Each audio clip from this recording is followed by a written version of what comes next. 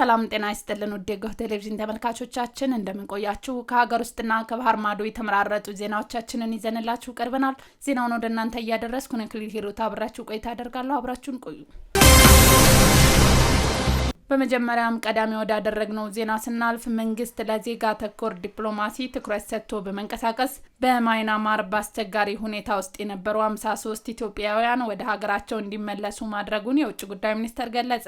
ኢትዮጵያኑ ከማይናማር እገታ ወጥተው ታይላንድ ወታደራዊ ካምፕ የነበሩ ሲሆን ከኢትዮጵያ አየር መንገድ ጋር በመተባበር ወደ ሀገራቸው ተመልሰዋል። በዚህም በአካባቢው ከሚገኙ መንግስታዊ ያልሆኑ ድርጅቶች ጋር በመነጋገር ትናንት 23 ዜጎች እንዲሁም ዛሬ 30 ዜጎች በአጠቃላይ በካምፑ የነበሩ 53 ዜጎች እንዲመለሱ ተደርጓል። እስካሁን ከማይናማር እገታ ወጥተው ታይላንድ ወታደራዊ ካምፕ የነበሩ በመጀመሪያውና ሁለተኛው ዙር በጠቅላላው 130 ዜጎችን መመለስ መቻሉን የሚኒስቴሩ መረጃ ያመለክታል። የኢትዮጵያ ቡና ቻይናን ጨምሮ በዓለም አቀፍ ደረጃ ተቀባይነቱ በከፍተኛ ሁኔታ ማድረጉን በቻይና የኢትዮጵያ ኤምባሲ ምክትል ሚስዮን መሪ አምባሳደር ዶዋኖ ከድር ገለጹ።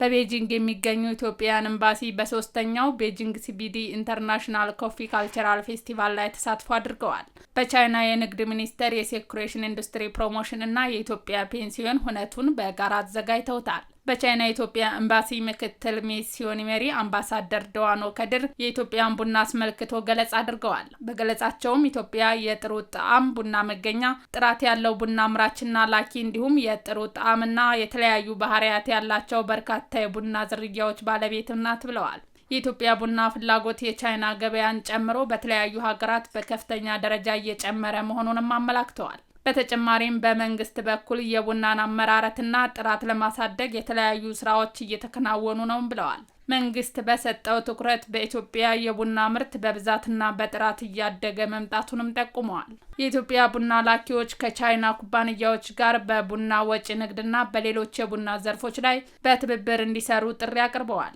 በፌስቲቫሉ የተለያዩ የኢትዮጵያ የቡና ወጪ ምርቶች ለእይታ የቀረቡ ሲሆን በቡና ንግድ ዙሪያ ከተለያዩ ኩባንያዎች ተወካዮች ጋር ውይይት ተደርጓል። በፕሮግራሙ ላይ ኩባንያዎች፣ የተለያዩ ቡና ገዢዎች፣ ላኪዎች፣ አከፋፋዮች፣ አቀነባሪዎችና በቡና ዘርፍ ላይ የተሰማሩ የመንግስትና የግል ተቋማት መሳተፋቸውን በቤጂንግ የኢትዮጵያ ኤምባሲ መረጃ ያመለክታል። ሮቦቲክስ ፎር ጉድ ዩዝ ቻሌንጅ ወጣት የፈጠራ አቅም ያላቸውን ኢትዮጵያ ተማሪዎች ሲያትል አካዳሚ ከኢኖቬሽንና ቴክኖሎጂ ሚኒስቴር ጋር በመተባበር በድምቀት አክብረዋል። ሮቦቲክስ ፎር ጉድ ዩዝ ቻሌንጅ በተባበሩት መንግስታት ድርጅት የመረጃና ኮሙኒኬሽን ቴክኖሎጂ ልዩ ተቋም ሲሆን ዓለም አቀፍ ቴሌኮሙኒኬሽን ዩኒየን አዘጋጅነት የሚደረግ ዓለም አቀፍ ውድድር ሲሆን ሲያትል አካዳሚ ሮቦቲክስ ፎር ጉድ ዩዝ ቻሌንጅ በኢትዮጵያ እንዲዘጋጅ ከዚህ ዓለም አቀፍ ቴሌኮሙኒኬሽን ዩኒየን ውክልና ተሰጥቶት በአብሮነትና በአጋርነት እየሰራ መሆኑንም የሲያትል አካዳሚ መስራችና ዋና ስራ አስፈጻሚ የሮቦቲክስ ፎር ጉድ ዩዝ ቻሌንጅ የኢትዮጵያ ተወካይ የሆኑት አቶ መንግስቱ ወዳጄ ገልጸዋል። በዓለም አቀፍ የሮቦትና የኤአይ ፈጠራ ውድድር ኢትዮጵያን ለመጀመሪያ ጊዜ የሚወክሉ የአሸናፊዎች አሸናፊ የመጨረሻ አሸናፊ የሆኑት የፈጠራ ተሰጥኦ ታዳጊዎችና ወጣቶች ለመጀመሪያ ጊዜ ሀገራቸውን ኢትዮጵያን ወክለው ከሐምሌ 1 እስከ 4 2017 ዓ.ም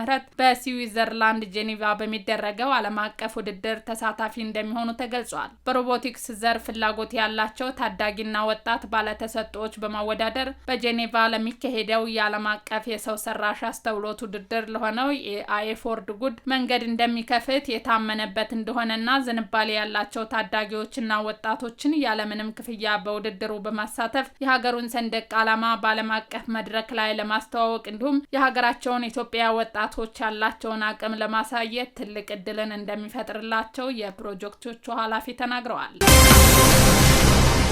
ለዝርዝር ወደ ያዝናቸው ዜናዎቻችን ስናልፍ ባለፉት ወራት በህዝብ ማመላለሻ ውስጥ እየተፈጸመ ያለው የስርቆትና የዝርፊያ በተለምዶ ሻሿ እየተባሉ የሚጠሩት ወንጀሎችን በከፍተኛ ሁኔታ መቀነሳቸውን የአዲስ አበባ ፖሊስ ኮሚሽን የህዝብ ግንኙነት ዳይሬክተር ኮማንደር ማርቆስ ታደሰ ተናግረዋል። ቁም ነገር ሽፈራው ዝርዝር አላት።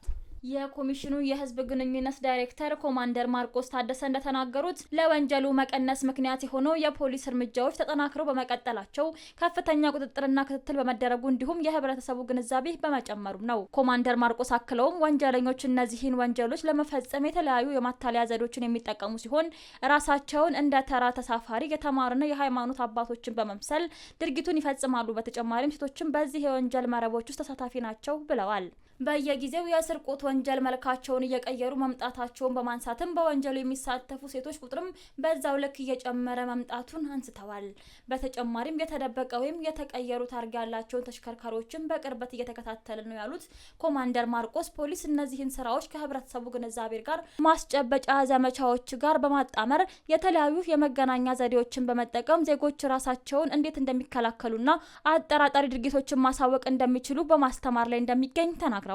በወንጀለኞች ላይ ጥብቅ ህጋዊ እርምጃም ሆነ የማስተካከያ እርምጃ እየተወሰደ ነው ሲሉ ኮማንደር ማርቆስ ጨምረው ገልጸዋል። የኛ ጥምረት ጥረታችን በማህበረሰብ ተሳትፎ ክትትልና ቀጥተኛ ጣልቃ ገብነት ከህዝብ ትራንስፖርት ጋር የተያያዘ ስርቆትን በመቀነስ ረገድ ተጨባጭ ውጤቶችን እያሳየ ነው ብለዋል። ይህን መልካም አዝማሚያ ለማስቀጠል ህብረተሰቡ ነቅቶ እንዲጠብቅና ከህግ አማካሪ አካላት ጋር ያለውን ትብብር አጠናክሮ እንዲቀጥል የአዲስ አበባ ፖሊስ አሳስቧል። ኢትዮጵያ ቀጣናዊ ሰላምን ለማረጋገጥና በአጋርነት ላይ የተመሰረተ ልማትን ለማጎልበት ዘርፈ ብዙ ስራዎች እየሰራች መሆኑን የሰላም ሚኒስተር መሐመድ እንድሪስ ገለጹ። ሚኒስተሩ በኢትዮጵያ ከህንድ አምባሳደር አኒል ኩማር ጋር በፌዴራሊዝም ስርዓት አተገባበር፣ በግጭት አስተዳደርና በብዝሃነት አያያዝ ዙሪያ በትብብር እንደሚሰራ አረጋግጠዋል። ብሌን ተሾመ ተጨማሪ አላት። ኢትዮጵያ ቀጠናዊ ሰላምን ለማረጋገጥና በአጋርነት ላይ የተመሰረተ ልማትን ለማጎልበት ዘርፈ ብዙ ስራዎችን እየሰራች መሆኑን የሰላም ሚኒስተር መሐመድ እንድሪስ ገልጸዋል። ሚኒስትሩ በኢትዮጵያ ከህንድ አምባሳደር አኒል ኩማር ጋር በፌዴራሊዝም ስርዓት አተገባበርና በግጭት አስተዳደር እና በብዝሃነት አያያዝ ዙሪያ ተወያይተዋል። ህንድ እንደ ኢትዮጵያ ብዝሃ ማንነት ያለባት ሀገር መሆኗን ጠቅሰው በግጭት አስተዳደር፣ በፌዴራሊዝም ስርዓትና በብዝሃነት አያያዝ ዙሪያ ኢትዮጵያ ከህንድ ብዙ ልምዶችን ትወስዳለችም ብለዋል። እንደ ሀገር ያሉትን ችግሮች በውይይትና በምክክር በመሰረታዊ ጉዳዮች ላይ በመግባባት ላይ ለመድረስ እንደ ሀገር ያሉትን ችግሮች በውይይትና በምክክር በመሰረታዊ ጉዳዮች ላይ መግባባት ላይ ለመድረስ ሀገራዊ ምክክር እየተደረገ መሆኑን ገልጸዋል። ኢትዮጵያ ቀጠናዊ ሰላምን ለማረጋገጥና በአጋርነት ላይ የተመሰረተ ልማትን ለማጎልበት ዘርፈ ብዙ ስራዎችን እየሰራች እንደምትገኝ ለአምባሳደሩ ገለጻ አድርገዋል። በኢትዮጵያ የህንድ አምባሳደር አኒል ኩማር ኢትዮጵያ በየጊዜው እያጋጠማት ያሉትን ችግሮች የምትፈታ በት መንገድና አዲስ የፖለቲካ ባህል ለመገንባት የምታደርገውን እንቅስቃሴ ማድነቃቸውን የሚኒስትሩ መረጃ ያመላክታል። ህንድ እና ኢትዮጵያ ለረጅም ዘመናት ግንኙነት እንዳላቸው ጠቅሰው በቀጣይ በፌዴራሊዝም ስርዓት አተገባበር፣ በግጭት አስተዳደርና በብዝሃነት አያያዝ ዙሪያ በትብብር እንደሚሰራ አረጋግጠዋል። ወደ ውጪ ዜናዎቻችን ስናልፍ ሩሲያ በኩሩስክ ያላትን የመጨረሻዎቹን የዩክሬን ኃይሎች ለማስወጣት እየተዋጋሁ ነው አለች። ሩሲያ በምዕራብ ሩሲያ ኩሩስክ ግዛት ከ7 ወር በፊት ወረራ የፈጸሙትን የመጨረሻዎቹን የዩክሬን ኃይሎች ለማስወጣት ውጊያ እያደረገች እንደምትገኝ የሩሲያ ባለስልጣናት በትናንትናው ዕለት ተናግረዋል። የዩክሬን ወታደሮች የሩሲያን ድንበር በመጣስ ያደረጉት ጥቃት በ1941 የጀርመናዊ ናዚ ከፈጸሙት ጥቃት ወዲህ በሩሲያ ሉዓላዊነት ላይ የተጣቃ ትልቅ ጥቃት ሆኖ ተመዝግቧል። ነገር ግን የሩሲያ ኃይሎች በዚህ ወር በፈጸሙት መብረቃዊ ጥቃት በግዛቷ በዩክሬንን ቁጥጥር ስር የነበረውን የመሬት ስፋት ከ1368 ወደ 110 ስኩዌር ኪሎ ሜትር ዝቅ አድርጓታል። ተጽዕኖ ፈጣሪው የሩሲያ ደጋፊ የጦር ጸሐፊ ዩሪ ፖሎዲያካ ሩሲያ በተወሰኑ ቦታዎች የዩክሬንን ወታደሮች ወደ ድንበር ማስጠጋታቸውንና የዩክሬንን ወታደሮች ወደ ኋላ በሚያፈገፍጉበት ወቅት ውጊያ መክፈታቸውን ጽፈዋል። የሩሲያና የዩክሬን ጦር ሜዳ ካርታዎች የዩክሬንን ኃይሎች በኩሩስክ ግዛት በሩሲያ ድንበር በኩል 2 ቦታዎችን ይዘዋል። ሩሲያ በቦታው ብዙ ቁጥር ያለው ፈንጅ ማምከኗንም ገልጻለች። ፕሬዚደንት ትራምፕ በኩሩስክ ግዛት ተከበዋል የተባሉ የዩክሬን ወታደሮች ሕይወት እንዲተርፍ ጥሪ ካደረጉ በኋላ ፕሬዚደንት ፑቲን ወታደሮቹ እጅ የሚሰጡ ከሆነ ለሕይወታቸው ዋስትና እንደሚሰጡ ተናግረዋል። የዩክሬኑ ፕሬዚደንት ቭላዲሚር ዜሌንስኪ ግን ወታደሮቹ አለመከበባቸው፣ ነገር ግን ሩሲያ በሱሚ ግዛት አዲስ ጥቃት ልትከፍት እንደምትችል ተናግረዋል። ፑቲንን በኩሩስክ ግዛት በሚገኙ ንጹሃን ላይ ጉዳት በማድረስ የዩክሬኑን ወታደሮች ከሰዋል። ነገር ግን ኪቭ ክሱን አስተባብላለች። ፕሬዚዳንት ትራምፕ 3 ዓመታትን ያስቆጠረውን ጦርነት ለማስቆም ከፕሬዚዳንት ፑቲንና ዘለንስኪ ጋር ውይይት እያደረጉ ይገኛሉ። ዘለንስኪ አሜሪካ ያቀረበችውን የ30 ቀናት ተኩስ አቁም የተቀበሉ ሲሆን ሩሲያ ማንኛውንም ተኩስ አቁም ወደ ዘላቂ ሰላም የሚወስድ መሆን አለበት በማለት ቅድመ ሁኔታዎችን አስቀምጣለች። አሜሪካ በየመን የሁቲ ይዞታዎች ላይ መጠነ ሰፊ ጥቃት ፈጸመች። ለሐማስ አጋርነት ለማሳየት በቀይ ባህር በሚንቀሳቀሱ መርከቦች ላይ ጥቃት ማድረስ የመጀመሪያው ቡድን ለአየር ጥቃቱ ያጸፋ ምላሽ ይሰጣለሁ ብለዋል። ስማቸው ታፈረ ዝርዝር አለው። አሜሪካ በየመን የሁቲ ይዞታዎች ላይ መጠነ ሰፊ ጥቃት ፈጽማለች። ፕሬዝዳንት ትራምፕ አሜሪካ በየመን የሁቲ አማጺ ይዞታ ላይ ወሳኝና ከባድ የአየር ጥቃት መፈጸሟን ተናግረዋል። ትራምፕ ቡድኑ በቀይ ባህር የመርከቦች እንቅስቃሴ ላይ እያደረሰ ያለውን ጥቃት ለጥቃቱ መፈጸም ምክንያት መሆኑንም ጠቅሰዋል። በኢራን የሚደገፈው የሁቲ ታጣቂዎች የጦር ጀቶችና ወታደሮች እንዲሁም አጋሮቿን ተኩሰዋል ያሉት ትራምፕ ዝርፊያቸውና ጥቃታቸውንና ሽብራቸውን በቢሊዮን የሚቆጠር ዶላር ማክሰሩንና ህይወትን አደጋ ላይ መጣሉንም አክለው ተናግረዋል። የሁቲ የጤና ሚኒስቴር እንደገለጸው በአየር ጥቃቱ 15 ሰዎች መገደላቸውና ሌሎች 9 ሰዎች መቁሰላቸውንም ገልጸዋል። ነገር ግን በጥቃቱ የተገደሉ ሰዎች ቁጥር 31 መሆኑንም ሮይተርስ ዘግቧል። ከእስራኤል ጋር እየተዋጋ ላለው ለፍልስጤሙ ሐማስ አጋርነት ለማሳየት በቀይ ባህር የሚንቀሳቀሱ መርከቦች ላይ ጥቃት ማድረስ የጀመረው ቡድኑ ለአየር ጥቃቱ የአጸፋ ምላሽም እሰጣለሁ ብሏል። እስራኤልን ጠላት አድርጎ የሚያየውና በኢራን የሚደገፈው አማጺ ቡድን ሰናንና አብዛኛውን